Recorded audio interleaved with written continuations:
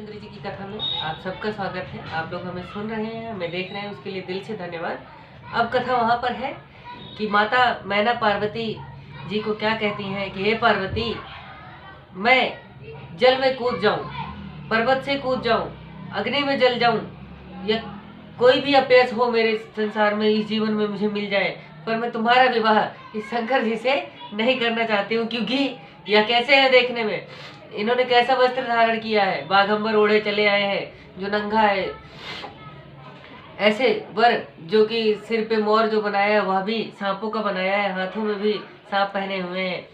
तो माता उन पर क्रोध करके कहती हैं, नारद जी पर क्रोध करके क्या कहती हैं कि नारद का मैंने क्या बिगाड़ा था, नारद कर मैं का बिगाड़ा, भवन मोर जिन बसत उजारा, अस उपदेश उमय जिन देना, बौरे बरई लागी तब के न, साचे उनके मोहन माया, उदासीन धर राम न जाया, पर घर घालक लाज न भीरा, बाज की जान प्रसव कह पीरा। नारद का मैंने क्या बिगाड़ा था, माता मैना कहती है कि नारद भगवान का मैंने ऐसा क्या बिगाड़ा था कि मेरा बसता हुआ घर उन्होंने उजाड़ दिया। पार्वती को ऐसा उपदेश दिया कि उसने बावले पति के लिए तप किया, कि शंकर भगवान के लिए पार्वती जी ने तपस्या की है। ऐसा मैंने उनके लिए क्या बिगाड़ा था जो उन्होंने ऐसा किया मेरे साथ। सचमुच में उनके जीव में मोह और दया नहीं है, मतलब उनके अंदर कोई प्रेम नहीं है, वे तो उदासीन है, उनके न धन है न स्त्री है, वे पराये घर को उजाड़ने वाले हैं, उन्हें न लाज है न किसी का डर है, भला बांझ स्त्री प्रसव कष्ट को कैसे जाने। यह माता मैना ने अपनी पुत्री पार्वती के पास बैठ करके रोते हुए कहा कि ऐसा क्या था कि नारद भगवान ने मेरा बसता हुआ घर उजाड़ दिया, कि तुमने तपस्या की इतनी, और किसके लिए तपस्या की, शिव जी के लिए तपस्या की। और शिव जी कैसे हैं देखने में, कि मैं उनके वर्णन कई बार कर चुका हूँ, शिव जी कैसे हैं देखने के लिए। तो उन्हें क्रोध आ गया रोते हुए।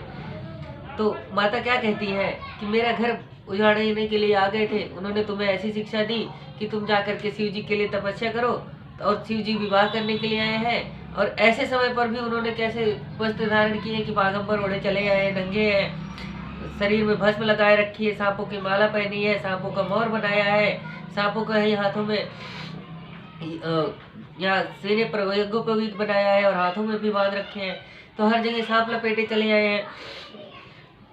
जननी बिकल बिलो की भवानी, बोली जुत विवेक मृदवानी, अस विचार सोचई मति माता, सो न टरे जो रचे विधाता, करम लिखा जो बाउर ना हो, तो कत दोष लगाइए काहू, तुम सन मिटे न विधि के अंका, मात व्यर्थ जनि ले कलंका। क्या कहती है कि हे माता, पहले तो माता पार्वती ने देखा कि माता मेरी व्याकुल हो रही है, तो उन्होंने माता को व्याकुल देख करके पार्वती ज्ञान युक्त मीठी वाणी बोली, हे माता, विधाता ने जो रच रखा है, विधाता ने जो लिख दिया है मेरे किस्मत में वह टलता नहीं है। ऐसा सोचकर मेरे भाग्य में जो बावला पति लिखा है, ऐसी सोच मत करो, अगर मेरे भाग्य में बावला पति ही लिखा है तो किसी को दोष क्यों लगाया जाए। अगर कोई बावला ही लिखा है मेरी किस्मत में तो बावला ही मिलेगा। क्या तुमसे विधाता के अंक मिटे जा सकते हैं? जो विधाता ने लिख दिया है मेरे लिए, जो कह दिया है, वह मिटाया नहीं जा सकता। हे माता, वृथा कलंक मत लो। आप अपने ऊपर कलंक क्यों ले रही हैं? अगर मेरी शादी विष्णु भगवान से होनी होती तो विष्णु भगवान से होती, मेरी शादी शंकर भगवान से होनी है तो होगी। अब कुछ भी नहीं हो सकता, अब तो शादी होनी ही है। आप क्यों कलंक ले रही हैं? आप मेरा विवाह होने दीजिए। माता पार्वती ने ऐसा अपनी माता मैना से कहा। तई अवसर नारद सहित हर सप्त समेत समाचार सुनी, तुहिन गिर गवने तुरंत निकेत। अब उसी समय पर नारद भगवान आ जाते हैं सप्तऋषियों के साथ। सप्तऋषि जो है वो ब्रह्मा के पुत्र है, नारद भगवान भी ब्रह्मा के पुत्र है, पर सप्तऋषि जो है वह, जो नारद भगवान है वह नारायण को जो है भजते हैं, और सप्तऋषि वेदों की ज्ञाता है और उन्होंने ही वेदों की रचनाएं में मदद की थी। हिमाचल उसी समय समाचार सुनकर नारद तथा सप्तऋषियों सहित तुरंत घर आ गए। उन्होंने देखा कि अब जो है शादी नहीं होने देगी मैना, रोने लगी है पुत्री के लिए। तो वह तुरंत जब उन्होंने सुना तो उन्होंने नारद भगवान को लेकर के, सप्तऋषियों को लेकर के वहां आ गए। तब नारद सबही समझावा पूर्व कथा प्रसंग सुनावा, मैना सत्य सुनो मम्बानी, जगदम्बा तव सुता भवानी, अजा अनादि सत्य विनाशिनी, सदा शंभु अर्धंग निवासिनी, जग संभव पालन लय कारिणी, निज इच्छा लीना बपुधारिणी। तब नारद जी ने पूर्व जन्म की सारी कथा कह सुनाई, सबको समझाया कि हे मैना, मेरा वचन सत्य सुनो, तुम्हारी कन्या भवानी जगत माता है। माता पार्वती जो है वह जगत की माता है। ये अजन्मा अनादि अविनाशिनी है और सदैव शिव जी की अर्धांगिनी है। यह शिव जी की अर्धांगिनी पहले से ही है। यही जगत को उत्पन्न, पालन और संहार करने वाली है और अपनी इच्छा से, लीला से देह धारण करती है। यह माता पार्वती जो है यह अपनी इच्छा से देह धारण करती है, अपनी इच्छा से जन्म और मृत्यु को प्राप्त होती हैं। ऐसे ही भगवान शंकर है। यह दोनों पति पत्नी पहले से ही है। हम लोग तो वही उतना कर्म करते हैं जो हमें कहा जाता है कि ऐसे कर डालो बस। जन्मी प्रथम दक्ष गृह जाए, नाम सती सुंदर तनु पाए, तह सती शंकर विवाहे, कथा प्रसिद्ध सकल जगमाही। एक बार आवत शिव संगा, देखे रघुकुल कमल पतंगा, भयो मोह शिव कहा न कीन्हा, भ्रम बस बेश सिय कर लीन्हा। क्या कहते हैं कि पहले दक्ष के घर में इन्होंने जन्म लिया था। यही माता पार्वती थी जो माता सती के रूप में दक्ष के घर में जन्म लिया था। वह यह सुंदर शरीरधारी सती हुई। वह भी सती का विवाह शिव जी के साथ हुआ था। कथा सारे संसार में प्रसिद्ध है। हमको सबको पता है कि सती माता का विवाह पहले ही शंकर जी से हुआ था।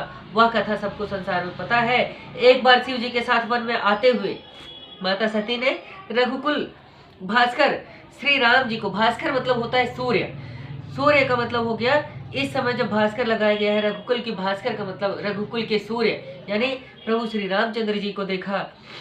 तब इन्हें मोह हुआ और शिव जी का कहना ना मानकर ब्रह्म सीता जी का वेश धारण कर लिया। माता सती ने क्या किया कि सीता जी का वेश धारण कर लिया था, जिसकी वजह से क्या हुआ था, सिय वेश सती जो कीन ते अपराध, शंकर परि हरि हरि बिरा जाय बहोर, पितु के यज्ञ योगा नल जरी।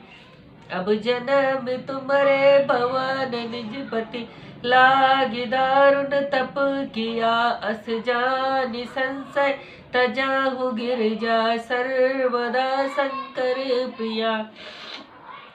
क्या कहते हैं नारद जी, सती जी ने सीता का वेश बनाया था। इस अपराध से शिव जी ने इनका त्याग कर दिया था उस समय। तब शिव जी के वियोग में पिता के यज्ञ में योगा अग्नि से भस्म हो गई। अब तुम्हारे घर में जन्म ले लिया, पति के लिए कठिन तप किया, ऐसा जानकर संदेह दूर करो। पार्वती जी सदा शिव जी की प्रिया है। मतलब इनका जन्म पहले भी हो चुका है सती के रूप में, तब भी शिव जी से विवाह की हुआ था और अब भी हुआ है। तो इनका शिव जी से विवाह पहले से ही लिखा गया है। मैंने कुछ नहीं किया। वो अपने आप को बचाने के लिए भी बोलने लगे, सारा समझाने लगे कि भैया देखो मैंने कुछ नहीं किया है, जो लिखा था मैंने वो बता दिया, और जो बता दिया वही हो गया। अब जब हो गया है तो मुझे मत दोष लगाइए, होना यही था। तो वह कहने लगे क्योंकि ब्रह्मा के पुत्र है तो उनको सारी जानकारी है, उनका ज्ञान अनंत है। वो नारद भगवान है और नारद भगवान है हमेशा नारायण नारायण करते रहते हैं, तो उनसे अधिक ज्ञानी कौन हो सकता है। आज के मीडिया वाले उतना झूठ नहीं बोलते होंगे जितना वो बना करके बना देते थे उस समय, और सबको मानना पड़ता था क्योंकि होना वही था जो वो कह देते थे। नारद भगवान नारायण के भक्त होकर के, ब्रह्मा के पुत्र होकर के जो वो कह देंगे वही भगवान कर डालते थे। होना ही उसी तरह से था जिस प्रकार नारद भगवान कह देते थे। आगे कथा में आएगा कि नारद भगवान अगर कह देते थे हे विष्णु भगवान यह होना चाहिए, तो विष्णु भगवान मना नहीं करते थे, वो वही करते ही थे। तो ऐसा आगे कथा में है। सुनि नारद के वचन तब सब कर मिटा विषाद, क्षण बहु व्याप्यु सकलपुर घर घर यह संवाद। तब नारद जी के वचन सुनकर सबका विषाद मिट गया, क्षण मात्र में ही सबके घर में यह संवाद फैल गया। संवाद का मतलब होता है बातचीत, कि नारद भगवान ने माता मैना से यह बातचीत करी है, तो संवाद का मतलब बातचीत। उन्होंने जो बातचीत करी आपस में, वह बातचीत पूरे नगर में फैल गई कि यह पहले भी हुआ है, शिव जी का विवाह अब भी हो रहा है। पहले सती जी के साथ हुआ था, तब भी माता पार्वती ने ही वहां जन्म लिया था। अब वही सती जब वहां जन्म मृत्यु हुई तो यहाँ पे माता पार्वती बनकर के जन्मी है। दोबारा से विवाह उनसे ही हो रहा है। नारद भगवान का कोई कसूर नहीं है। मतलब अगर उन्होंने उपदेश दिया था कि उनसे शादी कर लो और माता पार्वती ने तपस्या की है, तो यह सब होना ही था, इसको नहीं मिटाया जा सकता था। आप सब हमारे साथ इस कथा में बने हैं, बहुत अच्छा लग रहा है। आप लोग हमें देख रहे हैं, उसके लिए दिल से धन्यवाद। जय श्री राम।